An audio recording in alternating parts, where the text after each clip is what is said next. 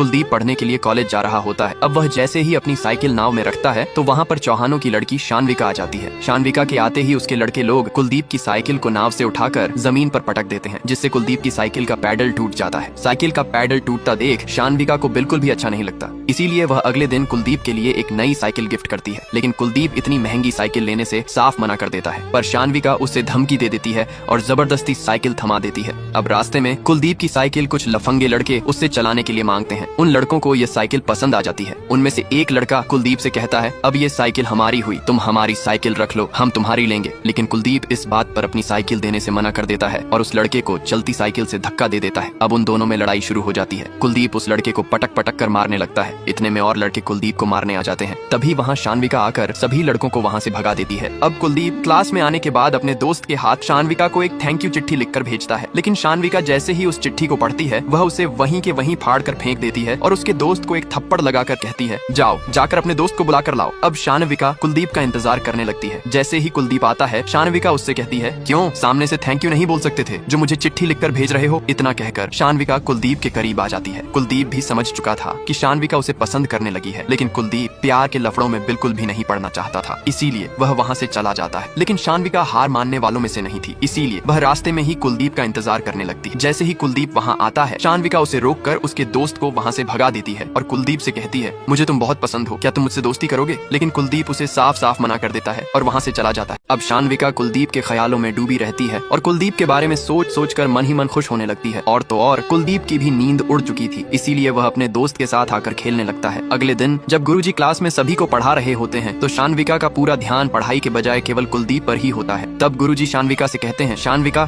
तुम कुछ सोच रही हो। तो शानविका गुरुजी से डायरेक्टली कहती है, हम कुलदीप के बारे में सोच रहे हैं। पूरी क्लास के सामने यह बात सुनकर कुलदीप को बिल्कुल भी अच्छा नहीं लगता, इसीलिए वह शानविका को अकेले में ले जाकर कहता है, आप हमारा पीछा छोड़ दीजिए। लेकिन शानविका कुलदीप से कहती है, आपने हमारी दोस्ती ठुकराई थी, अब हमें वैसे भी आपसे दोस्ती करनी नहीं है, हम आपको लाइक करते हैं और इसका जवाब हमें लाइब्रेरी में अगले 1 घंटे में चाहिए। उसके बाद शानविका कुलदीप के प्यार में उसका इंतजार करने लगती है। अब ऐसा करते करते 2 घंटे बीत जाते हैं, लेकिन कुलदीप लाइब्रेरी नहीं आता है। अब घर जाते समय शानविका कुलदीप का बीच रास्ते में ही इंतजार करने लगती है। लेकिन जैसे ही कुलदीप और उसका दोस्त घर जा रहे होते हैं तो कुलदीप शानविका को देखकर अपनी साइकिल घुमाकर वहाँ से भाग जाता है। अब शानविका गुस्से में आकर कुलदीप के घर जाने लगती है। अब शानविका गुस्से में आकर कुलदीप के घर डायरेक्टली पहुंच जाती है। जब कुलदीप ने देखा कि शानविका उसके पीछे पीछे उसके घर तक आ गई है तो कुलदीप शानविका को वहाँ से जाने के लिए कहता है। इस पर शानविका उससे कहती है, आज रात 12 बजे हम तुम्हें मंदिर के पास मिलेंगे, अगर तुम आज रात भी नहीं आए तो हम तुम्हारे घर रात को ही आ जाएंगे। इतना सुनकर कुलदीप शानविका की बात मान जाता है और शानविका भी कुलदीप के यहाँ से चली जाती है। कुछ ही देर में रात हो जाती है और 12 बजते ही शानविका और कुलदीप अपने अपने घर से छिपते छिपाते निकल जाते हैं ताकि उन्हें कोई अकेले में मिलता देख न ले। अब कुलदीप शानविका से मिलते ही गुस्से में डायरेक्टली कहता है, तुम्हें हमारा जवाब सुनना था ना, तो सुनो, हमें तुमसे कोई प्यार नहीं है, आगे से हमें परेशान करने की कोशिश मत करना। शानविका कुलदीप से कहती है, तुम्हें पता है ना तुम किसे मना कर रहे हो। शानविका, चौहान को। तुम्हें पता है ना आखिर हम कौन है। कुलदीप शानविका से कहता है, अगर तुम्हारे सरनेम में से चौहान हटा दिया जाए तो तुम क्या हो, तुम्हारी खुद की कोई पहचान नहीं है। इतना सुनकर शानविका कुलदीप से कहती है, तुम्हें बड़ा घमंड है ना अपने टॉपर बने फिरने का। तो सुनो कुलदीप कुमार, इस बार पूरे कॉलेज में हम टॉप करेंगे और फिर जैसा हम कहेंगे वैसा तुम्हें करना होगा। कुलदीप को पता था कि शानविका, जिसने आज तक कभी किताब को ठीक से खोला तक नहीं, वो आखिर टॉप कैसे करेगी। इसीलिए कुलदीप उससे कहता है, अगर तुम टॉप नहीं कर पाई तो तुम हमारा पीछा हमेशा के लिए। अब शानविका और कुलदीप में शर्त लग जाती है तो अगले दिन से शानविका पूरे होश हवास में आकर जोर शोर से पढ़ने लगती है। अब कुलदीप भी सोच में पड़ जाता है कि आखिर ये इतना ज्यादा क्या पढ़ रही है। लेकिन शानविका ने ठान लिया था कि अब वो कुलदीप से ज्यादा नंबर लाकर उसे अपना बनाकर ही रहेगी। अब कुलदीप का दोस्त भी उससे कहता है, कुलदीप, शानविका कितना भी रट्टा क्यों न लगा ले, लेकिन वो तुमसे ज्यादा नंबर नहीं ला पाएगी। दूसरी तरफ शानविका की दोस्त शानविका को समझाने की कोशिश करती है, लेकिन शानविका अपनी दोस्त से कहती है, अगर हमें कुलदीप को पाना है तो हमें उससे ज्यादा नंबर लाना ही होगा, क्योंकि शानविका इस बात को लेकर काफी सीरियस थी। अब शानविका जहाँ कहीं भी रहती वहीं पढ़ना शुरू कर देती। और तो और जो शानविका रात भर जाग कर कभी नहीं पढ़ी, वो कुलदीप को पाने के लिए रात भर जाग कर भी पढ़ रही थी। कुलदीप भी पढ़ने की कोशिश कर रहा है, लेकिन बार बार उसे शानविका के फ्लैशबैक आने लगते हैं, जिससे परेशान होकर कुलदीप वहीं सो जाता है। अगले दिन जब रिजल्ट आता है तो शानविका सच में पूरे कॉलेज में टॉप कर जाती है। इसे देखकर कुलदीप का चेहरा लटक जाता है कि आखिर ये भला कैसे टॉप कर गई। ये देखकर कुलदीप वहाँ से चला जाता है। अब शर्त के अनुसार कुलदीप शानविका से प्यार करेगा, ये जानने के लिए नेक्स्ट पार्ट कॉमेंट कर दें।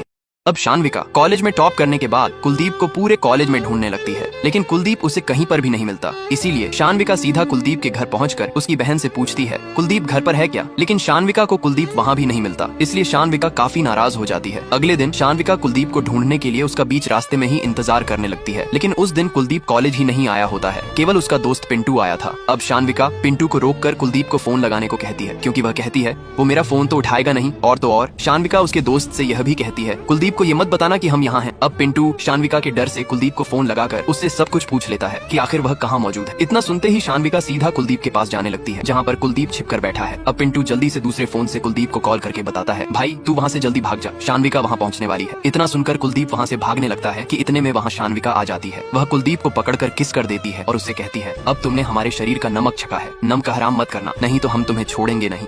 शर्त के मुताबिक अब कुलदीप भी शानविका से बहुत प्यार करने लगा था। कुलदीप अपना ज्यादातर समय शानविका के साथ बिताने लगा था, लेकिन एक दिन कॉलेज में जब कुलदीप क्लास में पढ़ रहा होता है तो शानविका वहां आकर गेट को बंद कर देती है और कुलदीप के साथ फुल मूड में रोमांस करने लगती है। लेकिन कुलदीप को क्लासरूम में यह सब देखकर अच्छा नहीं लगता, इसीलिए वह शानविका को मना कर देता है। इसी के चलते शानविका कुलदीप को अपनी बाइक पर बैठाकर कॉलेज से काफी दूर किसी गाँव में ले जाती है। इसके बाद शानविका और कुलदीप काफी देर तक वहीं समय बिताते हैं, लेकिन कुलदीप को यह सब करना बिल्कुल भी अच्छा नहीं लगता, क्योंकि कुलदीप के मन में एक डर यह भी था कि अगर चौहानों को पता चल गया कि वह शानविका से प्यार कर बैठा है तो वे उसके साथ क्या करेंगे। लेकिन शानविका कुलदीप से यह कह देती है कि तुम चिंता मत करो, हम तुम्हें कुछ नहीं होने देंगे। अब उसके बाद शानविका और कुलदीप वहाँ से निकलकर कहीं और जाने लगते हैं। इतने में कॉलेज के कुछ लड़के उन्हें अकेले में मिलते हुए देख लेते हैं। दूसरी जगह जाने के बाद शानविका और कुलदीप फुल मूड में आ जाते हैं और रोमांस करने ही वाले होते हैं कि इतने में शानविका का भाई बहुत से लड़कों को लेकर वहाँ आ जाता है। अब कुलदीप को जिस बात का डर था आखिरकार वही हुआ। अब शानविका जैसे ही अपने भाई को यहाँ आता देखती है तो शानविका कुलदीप को छत पर जाने के लिए कहती है। अब कुलदीप जैसे ही ऊपर जाता है तो उसका भाई अचानक वहां आकर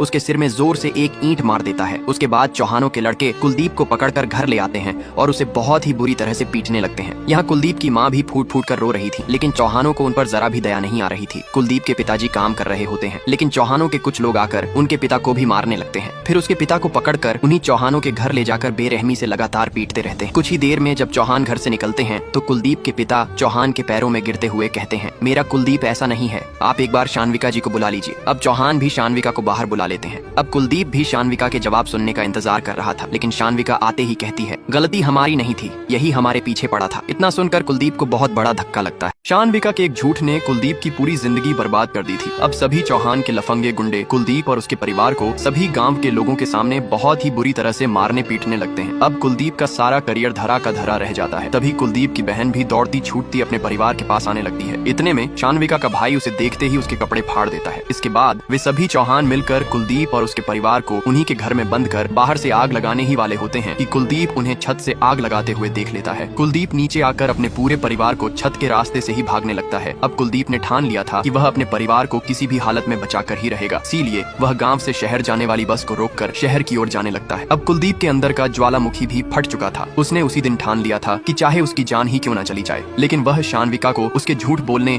और अपने परिवार का मारे पीटे जाने का बदला जरूर लेगा। लेकिन अब वह कुलदीप जिसके पास अभी कुछ भी नहीं है, वह भला चौहानों की बराबरी कैसे करेगा? यह जानने के लिए नेक्स्ट पार्ट कमेंट कर दे। अब शानविका कुलदीप की जिंदगी बर्बाद करने के बाद बड़े ही मजे से घर में बैठकर मौज ले रही होती है। तो शानविका की दोस्त उससे पूछती है तुमने कुलदीप को भला क्यों छोड़ दिया? तुम ही तो उसके पीछे पड़ी थी। शानविका अपनी दोस्त से कहती है मुझे इस बारे में कुछ भी बात नहीं करनी है। तो उसकी दोस्त शानविका से कहती है तुम बहुत घमंडी हो गई हो, अब तो हमें भी तुमसे डर लगने लगा है। इस बात पर दोनों में झगड़ा हो जाता है और शानविका उसे अपने घर से भगा देती है। अब शानविका के माता पिता कुलदीप के इस लफड़े को देखते हुए सोचते हैं कि शानविका की अब हमें शादी करवा देनी चाहिए, लेकिन दूसरी तरफ कुलदीप उस हादसे की बात को अपने दिमाग से निकाल ही नहीं पा रहा था। इसीलिए राजा कुलदीप को समझाता है अब तुम्हें ही अपने माता पिता का आखिरी सहारा बनना होगा। अब कुलदीप अगले दिन से ही घर का खर्चा निकालने के लिए धूप में पूरे पूरे दिन टुक टुक चलाने लगता है। रात को जब वह दौड़ लगा रहा होता है तो उसे वो सारे पल याद आने लगते हैं जो उन चौहानों ने उसके साथ किए थे। कुलदीप ने भी ठान लिया था कि मैं उन चौहानों से अपनी बेइज्जती का बदला जरूर लूंगा। अगले दिन जब कुलदीप टुक टुक चला रहा होता है, लड़की दिखाई देती है। तभी वहाँ पर दो मोटरसाइकिल वाले आकर उस लड़की को टक्कर मारकर गिरा देते हैं। अब कुलदीप भागकर उस लड़की की मदद करने जाता है तो वह लड़की उससे कहती है वैसे तुम्हें इसकी जरूरत नहीं थी। तो कुलदीप उस लड़की से कहता है, लिखे हुए शब्दों की कीमत जानते हैं हम। अब कुलदीप की किस्मत इस लड़की के जरिए ऐसी चमकेगी कि जिससे वह आगे चलकर IAS ऑफिसर बन जाएगा। उस लड़की का नाम प्रेरणा होता है। अब कुलदीप ये भी देख चुका था कि प्रेरणा यहाँ पर अक्सर पढ़ने आती जाती रहती है। अब कुलदीप जब घर जा रहा होता है तो उसे पुलिस की बहुत सी सिक्योरिटी गाड़ियां आती हुई दिखाई देती हैं। साथ ही